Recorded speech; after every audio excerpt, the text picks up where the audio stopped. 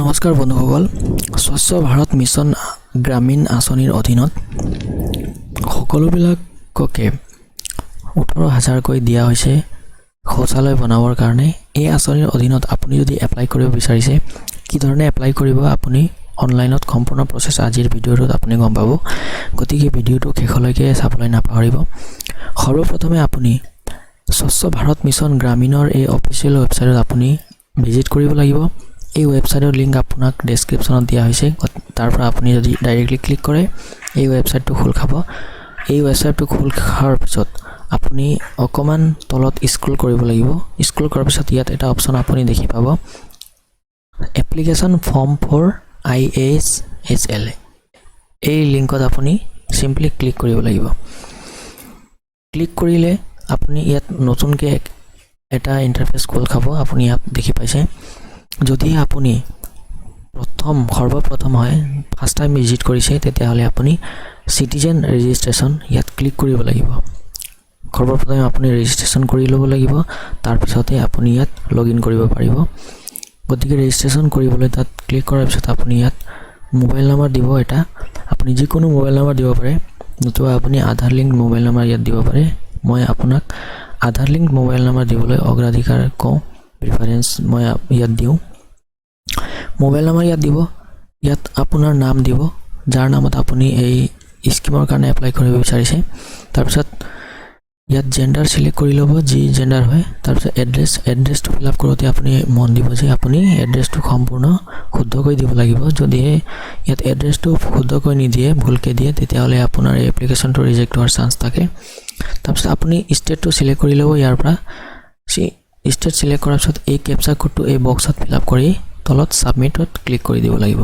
ছাবমিটত যেতিয়া আপুনি ক্লিক কৰিব, ইয়াত আপুনি চাব পাৰে ছাকচেছফুল বুলি এটা আহিছে pop up, you have registered successfully. আপুনি ইয়াত চিম্পলি অ'কে কৰি দিব। অ'কে কৰি দিয়াৰ পিছত আপুনি ইয়াত লগ ইনত ক্লিক কৰিব লাগিব। লগ ইনত ক্লিক কৰাৰ পিছত চাইন ইনৰ এটা পেজ খোল খাব। ইয়াত আপুনি মোবাইল নম্বৰ দিব, যোনটো মোবাইল নম্বৰ দি আপুনি ৰেজিষ্ট্ৰেশ্যন কৰিছে, মোবাইল নম্বৰ ইয়াত ডালিব। গেট OTPত ক্লিক কৰিব, আপোনাৰ মোবাইলত এটা OTP আহিব। OTPটো ইয়াত ছাবমিট কৰি তলৰ এই ছিকিউৰিটি কোডটো এই বক্সত ফিল আপ কৰি চাইন ইনত ক্লিক কৰিব লাগিব। কেতিয়াবা আপোনাৰ ৰেজিষ্ট্ৰেশ্যন মোবাইল নম্বৰত OTP নাহিব পাৰে, গতিকে এই ছাৰ্ভাৰৰ ইছ্যু হোৱাৰ কাৰণে নাহিব পাৰে। গতিকে আপুনি 1 ঘণ্টা বা 2 ঘণ্টাৰ পিছত আকৌ ট্ৰাই কৰিব, নহ'লে এদিন বা 2 দিন পিছত আকৌ ট্ৰাই কৰিব। গতিকে কেতিয়াবা এই ছাৰ্ভাৰ ইছ্যু হোৱাৰ কাৰণে আপোনাৰ মোবাইলত OTP নাহিব পাৰে, সেইটো কথা আপুনি ইয়াত লক্ষ্য কৰিব। OTP আৰু কেপচা কোডটো ইয়াত এণ্টাৰ কৰাৰ পিছত আপুনি চাইন ইনত ক্লিক কৰিব। ইয়াত আপুনি ছেভ কৰিব পাৰে বা ডণ্ট ছেভ, যিকোনো এটা ক্লিক কৰিব পাৰে। গতিকে যেতিয়া চাইন ইন হৈ যাব, আপোনাৰ ইয়াত ডেছবৰ্ড এটা খোল খাব। ইয়াত আপুনি দেখি পাইছে আপোনাৰ নামটো ইয়াত শ্ব' হৈ যাব। আপুনি ইয়াত দেখি পাইছে নিজৰ নামটো, আৰু তলত মোবাইল নাম্বাৰটো আৰু আপোনাৰ যোনটো জেণ্ডাৰ আছে সেইটো শ্ব' হ'ব। আৰু ইয়াত তলত আপোনাৰ যোনটো ডিটেইলছ এড্ৰেছ দিয়া আছে, ষ্টেট, এড্ৰেছ, ৰেজিষ্ট্ৰেশ্যন ডেট, কিমান তাৰিখে আপুনি ৰেজিষ্ট্ৰেশ্যন কৰিছে, আৰু আপোনাৰ ষ্টেটাছটো কি আছে, এক্টিভ বা ডিএক্টিভ, এনেদৰে ইয়াত ডিটেইলছটো আপুনি শ্ব' হোৱা দেখা পাব। আপুনি এলিজিবিলিটি ক্ৰাইটেৰিয়াটো চাব পাৰে, কেনেধৰণে কি প্ৰচেছ আপোনাক এই এপ্লিকেশ্যনৰ অধীনত আপোনাক কি ধৰণে যোনটো ইনচেণ্টিভ দিয়া হয় সেইটো দিয়া হ'ব, বা এপ্লিকেশ্যনটো আপোনাৰ ৰিজেক্ট হ'ব। সেইটো এলিজিবিলিটি ক্ৰাইটেৰিয়া আপুনি যদি ইয়াত পঢ়ে তেতিয়াহ'লে আপুনি গম পাই যাব। ইয়াৰ পিছত আপুনি লেফ্ট ছাইডত এটা 3 ডট দেখি পাইছে। আপুনি ইয়াত যেতিয়া যায়, আপুনি ইয়াত 3টা অপশ্যন পাব, new application, view application and change password. প্ৰথমটো নিউ এপ্লিকেশ্যন, ইয়াত আপুনি ক্লিক কৰিব লাগিব। যেতিয়া এই প্ৰথম এপ্লিকেশ্যনত আপুনি ক্লিক কৰে, ইয়াত এক নতুন ধৰণৰ ইণ্টাৰফেচ খোল খাব। আপুনি ইয়াত দেখি পাইছে সৰ্বপ্ৰথমে আপোনাৰ যোনটো ষ্টেট আছে ইয়াত অট'মেটিকেলি আহি থকা দেখা গৈছে। ছেকেণ্ড, আপুনি ডিষ্ট্ৰিক্ট নেম, আপুনি ইয়াৰ পৰা ডিষ্ট্ৰিক্ট চিলেক্ট কৰিব লাগিব। আপোনাৰ যোনটো ডিষ্ট্ৰিক্ট হয় সেইটো ডিষ্ট্ৰিক্টটো ইয়াত চিলেক্ট কৰি লওক। তাৰপিছত ডিষ্ট্ৰিক্ট চিলেক্ট কৰাৰ পিছত আপুনি ইয়াত ব্লক চিলেক্ট কৰিব লাগিব। আপোনাৰ যোনটো ব্লক পৰে সেইটো ব্লকটো আপুনি চিলেক্ট কৰি ল'ব। ব্লকটো চিলেক্ট কৰাৰ পিছত আপোনাৰ যোনটো পঞ্চায়ত আছে, পঞ্চায়তটো আপুনি ইয়াৰ পৰা চিলেক্ট কৰিব লাগিব। পঞ্চায়তটো চিলেক্ট কৰাৰ পিছত আপোনাৰ যোনটো ভিলেজ নেম, আপোনাৰ নাম, ভিলেজৰ যোনটো গাঁৱৰ নাম আছে সেইটো আপুনি ইয়াৰ পৰা চিলেক্ট কৰি ল'ব লাগিব।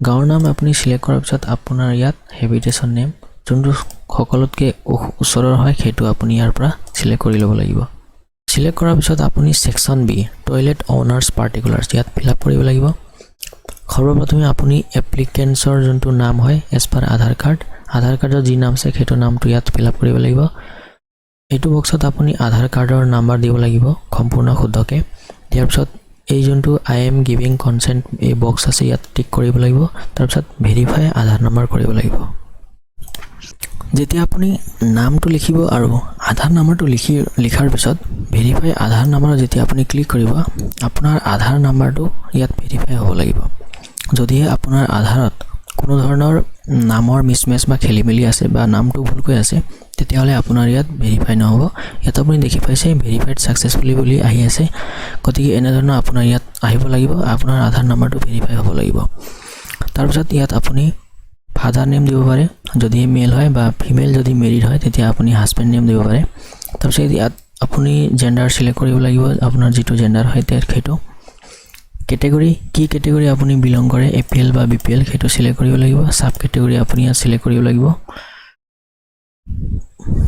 মই ইয়াত আপোনাক দেখুৱাই দিছো সিলেক্ট কৰি যদি আপুনি এপিএল সিলেক্ট কৰে তেতিয়াহ'লে আপুনি ইয়াত sub category women headed PH বা landless with homestead small or marginal farmers ST SC সকলোৱে এপ্লাই কৰিব পাৰিব এই আঁচনিৰ অধীনত গতিকে আপুনি স্মল বা মাৰ্জিনেল ফাৰ্মাৰ্ছ এইটো সিলেক্ট কৰিব লাগিব যদি মই আপোনাক এইটো সিলেক্ট কৰিবলৈ অগ্ৰাধিকাৰ দিওঁ স্মল এণ্ড মাৰ্জিনেল ফাৰ্মাৰ্ছ তাৰপিছত আপোনাৰ ইয়াত আধাৰ কাৰ্ড সিলেক্ট কৰা হ'ব আধাৰ নাম্বাৰ অলৰেডি আহি গ'লছে মোবাইল নাম্বাৰ আপুনি দিব লাগিব ইমেইল আইডি দিব লাগিব তাৰপিছত আপুনি ইয়াত এড্ৰেছ ফিল আপ কৰিব লাগিব তাৰ তলত আপোনাৰ বেংক একাউণ্ট ডিটেইলছ আপুনি যদি ইয়াত আইএফএসচি কোড ডালিব তাৰপিছত নো ইয়াৰ আইএফএসচি কোড ক্লিক কৰাৰ লগে লগে আপোনাৰ যোনটো বেংকৰ যিখিনি ডিটেইলছ আছে সকলোখিনি ইয়াত অটোমেটিক্যালি আহি যাব তাৰপিছত আপুনি ইয়াত একাউণ্ট নাম্বাৰ দিব লাগিব কনফাৰ্ম একাউণ্ট নাম্বাৰ ইয়াত কনফাৰ্ম কৰিব লাগিব আৰু আপোনাৰ যোনটো পাছবুক আছে তাৰ ফ্ৰণ্ট ফাৰ্ষ্টৰ পেজটো আপুনি ইয়াত আপলোড কৰিব লাগিব